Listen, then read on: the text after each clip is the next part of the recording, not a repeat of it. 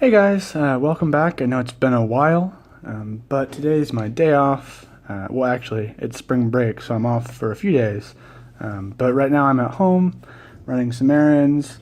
I'm doing laundry, which is why I'm wearing my Orient Mako USA. You can see I'm using the timing bezel to time my laundry. Pretty common day off, watch nerd thing for me. But I figured before I head into the city tonight for drinks and food with some of my wine industry friends, I'd do another watch review. I unboxed this watch a few weeks back. You can find that in the description box below, with my first impressions, my unboxing of the watch, and also of the strap that it's currently on. But today is a day for review, and I'm going to try to make it quick instead of blabbing on and on. So I'll try to be a little bit more efficient today. This, of course, is the Orient Bambino version 2, generation 2.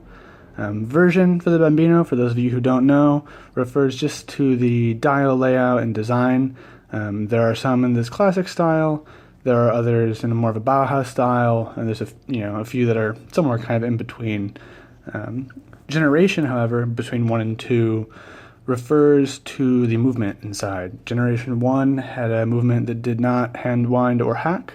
I know it didn't hack, I don't think it hand wound either. Whereas Generation 2 offers a hacking hand winding movement in the same much beloved Bambino case at a similar entry level price point. So it's a real upgrade. I bought this from Long Island Watch, however long ago that video was, during their sale, where they were selling the Generation 2 Bambinos for $117, which is a very, very low price point. I believe now they're back at $149 at Long Island Watch, and higher elsewhere. So you're looking at probably about $150 to $200, depending what country you're in, where you buy it from, whether it's on sale or not. And probably, $100 to $150 if you buy it used. Anyway, let's see. This is, as you'll see on the tag, which I have not taken off the original strap, this is model AC00009N. The F and the final 0 are reference numbers. I believe the F refers to what factory and country of origin it's made in, and I think the 0 at the end has something to do with the strap. I could be slightly off about that, but the model number is the AC00009. Bring it closer to the camera for a second. Even in this sort of poor light, you can see that this is the version with the cream dial, blue hands, and Roman numerals. In silver, the white dial version has rose gold Roman numerals. It comes in this standard Orient watch box, very nice for the price point, but not anything too sexy, pretty practical. And in the bottom of the box, when you get it, you have the international guarantee, assuming that you got it from, a authorized dealer. And you have the manual for the type of movement that you have. So this is obviously automatic and hand winding, and also hacking. So it's the kind of manual you get. It comes on this strap. This is the standard Bambino strap. It's sort of a crocodile or alligator pattern. Very stiff, personally kind of cheap looking and cheap feeling. I think if this is a watch you buy, and you're really a watch person rather than just buying a watch because you think you need one in general in your life, you're going to want to change the strap. It's not really a very nice strap. Some more details about the movement while I'm at it, and I'll try to hold this up to the camera so you can watch it and look at it while I'm talking. This is the F6722 movement. 22 refers to the number of joules, the 22 joule automatic movement with hacking, which simply means that the second hand stops when you pull out the crown all the way. Focus. And we'll hack it here, as you can see, which allows for a precise time setting. If you're like me and you want your watch to at least be relatively accurate, hacking allows you to link up to an atomic clock. I use time.gov. And set to the exact second. And of course, especially in an automatic piece, or a mechanical piece, I should say, it's not going to stay on that exact second. It'll go a little bit fast or a little bit slow per day, but it allows you every time you set it or correct it to be exactly on. This may seem not that important. It may seem like it doesn't matter that much to you, and that's fine. I have plenty of watches that don't hack or hand wind, including my other Orient. But at this price point, it really gives the feel of much better value. It feels like a real step up. It's a real luxury to be able to interact with your watch in this way, to set it accurately, to wind it and get it moving without having to shake it around or wear it for half an hour and then reset it. It's something not to be underestimated for a $117 or even a $150 watch. I'm sure there are cheaper ones from China that can do it, but this is a well-made in-house movement from a reputable brand, and hacking and hand winding at this price point, it feels like a real luxury. Anyway, beyond being hacking, hand winding, and automatic, the movement beats at 21,600 vibrations per hour. It's fairly low beat. It's not going to have the smooth sweep on that seconds hand of an ETA 2824 or 2892, or of course any of the higher end in-house calibers from a variety of manufacturers. But what you get out of this lower beats per minute is of course a slightly better power reserve. This watch has a 40-hour power reserve, which is just a touch better. It's 2 hours better than an ETA 2824. Which is negligible, and of course, the 2824 is a much better movement. But again, you're paying much, much less for this watch. It has a date at 3 o'clock, which you can see. I'm not going to set the date or reset the date because it's correct right now, and I'm lazy. What else? That's basically it about the movement. And again, this is an upgrade over the previous Bambino, which did not have the hacking or hand winding features. The watch, which we'll take off the pillow now, is 30 meters water resistant, which is not really any water resistance to speak of. It just means that if you get sprinkled on or one splash hits your watch, it's probably fine. But it's a dress watch. It's not supposed to be used for sporting activities. You can see the back of my watch is scratched up. This high polish does scratch very easily if you use a nylon strap with the watch, so keep that in mind. It has a domed mineral crystal, harder and more scratch-proof than Hesselite or plastic crystals like you would see on a vintage watch, but not as hard as sapphire. I personally would rather see this watch with a plastic crystal. It already has a vintage look. It would bring the price down a little bit, and although yes, a plastic crystal will scratch more easily, you can also buff it out on your own with toothpaste or polywatch or whatever else you use. I think it adds character. What I don't like about the mineral crystal is that if I do scratch it, if I bump up against something very, very hard and it scratches, it's going to be much harder for me personally to buff out. I'm going to have to take it to somebody. So if you're going for this domed vintage look, why not save some money and go for the classic plastic crystal? That's just my personal preference. I don't know how you feel about it. I would have either gone sapphire and made the watch more expensive, or gone plastic so it was more true to the style. It has 21 millimeter lugs. We'll go over the measurements in just a second. Of course, this is one of the major cons that everyone points out about this watch. You have to search long and hard to find a good strap to put it on because very few manufacturers make 21 millimeter straps. And because the strap it comes on is kind of terrible, you're going to want to find one. It's very annoying that they've done this, I think. Just use a 20 millimeter lug width. I don't know what they think they're accomplishing with the 21 millimeter size. Let's do some measurements. I have these all written down in case I'm too uncoordinated to do it on camera. Let's see. You're looking at about 40.5 diameter. I'm not exactly across right now. It's pretty much exactly 40.5. It's a thickness of 11.6 millimeters, very thin. Let's see, a lug width, as we just said, of 21, and the lug to lug, which is very hard for me to measure on camera with these small lugs. Sorry. It's just about 46. So actually it's a very similar lug to lug size as my much beefier Mako USA.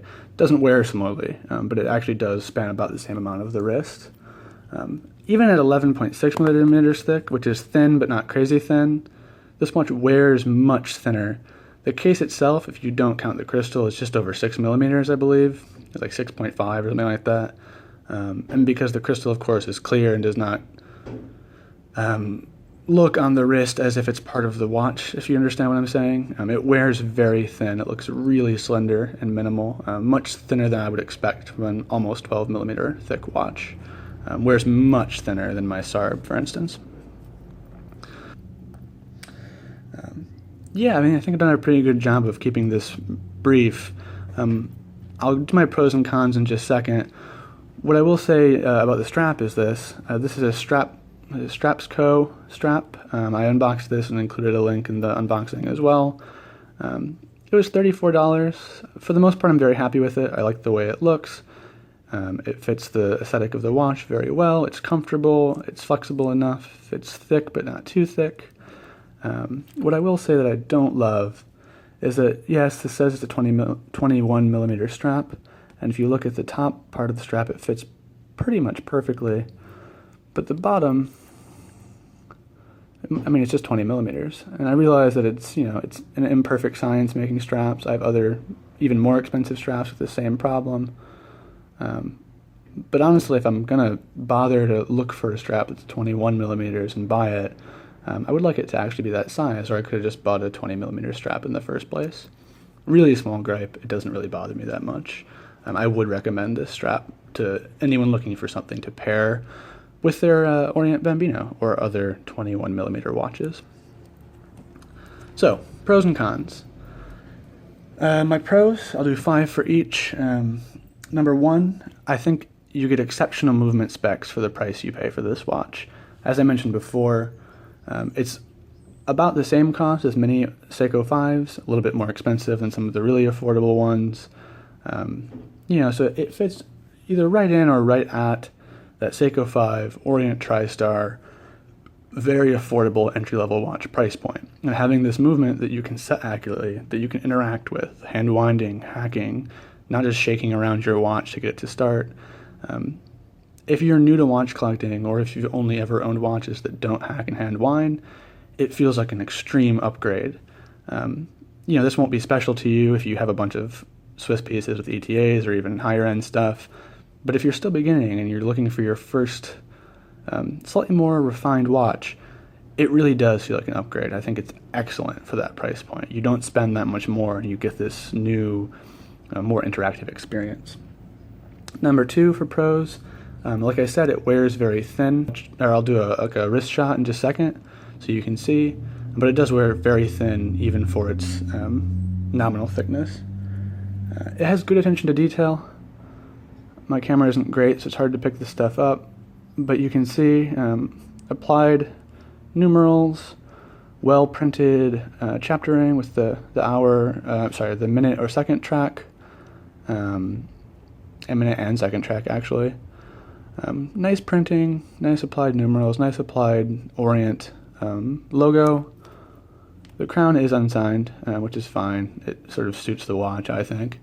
And if you were to wear it on the original strap, you do get a signed buckle as well.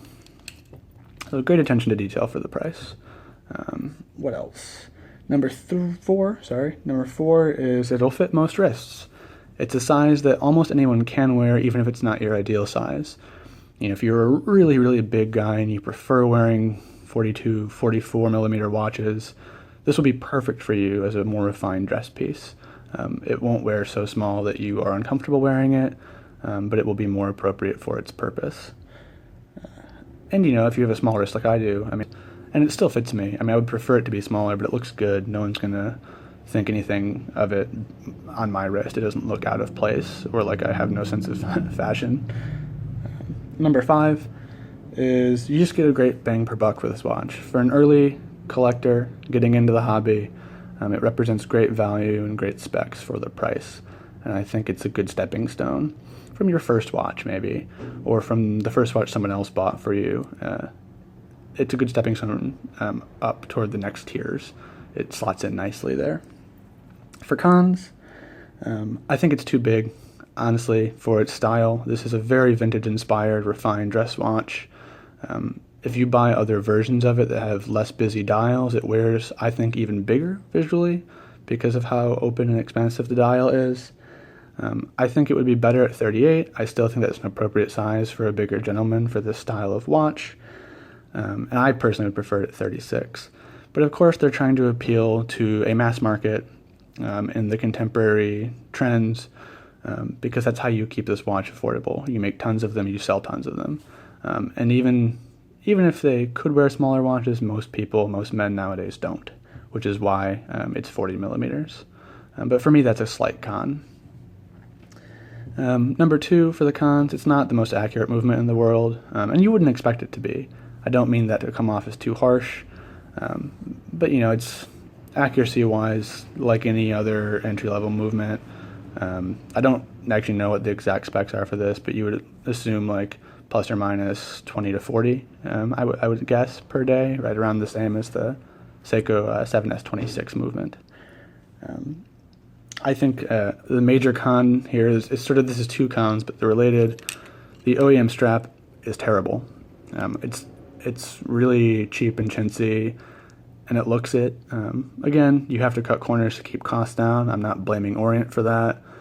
But, if you're buying this watch and your budget is exactly the price of the watch itself, keep in mind you're going to want a new strap, and you're going to have to hunt for one. That might add 20, 30, 40 or more dollars to the price that you're actually paying for your sort of final version of the piece. Number 4 is the lug width. It's ridiculous. It shouldn't be this hard to find straps for such a popular common watch. It should have been 20 millimeter lugs. I just don't understand why a brand like Orient that isn't trying to make money on strap sales. It's not a luxury brand. They're not trying to get you to pay $400 for their own straps. So why not make it 20 millimeters? More people would buy the watch, I think, if they felt more comfortable they'd be able to find a strap that they really love. Poor design flaw on Orient's part. And 5 for cons is that mineral crystal.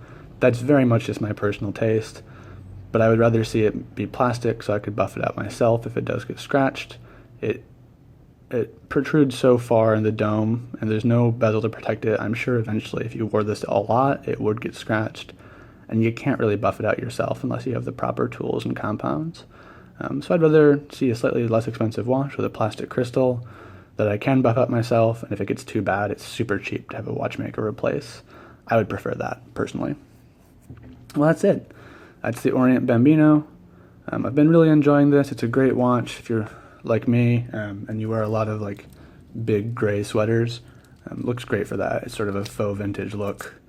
It wears well as a casual dress watch. I'm going to quickly put it on my wrist to close out the review. This is the Bambino on my tiny little wrists. It still looks pretty good, but you can see it's pushing the edges of my wrist a little bit. I wouldn't wear something that was much bigger than this lug to lug. But really, I don't think you can buy a better watch from a reputable brand for me, $117 or even for $150. If you're looking for a great dress watch, it's hard to do better than this. I'll leave some links below to the watch on Long Island Watches and to the strap, which I believe I purchased on eBay. I'm going to keep wearing this for a while. I thought I'd sell it off pretty quickly, but I really like it. I may eventually sell it. If you're interested in buying this watch with its new strap, leave me a message, shoot me an email. I might be convinced, but for now I'm going to wear it in good health and enjoy the value prop of all value props. Please leave a comment below. Tell me what you think. Tell me if you have any experience with this watch. Until then, I'm going to go finish my laundry and drink some good wine, and I'll see you guys later. Bye.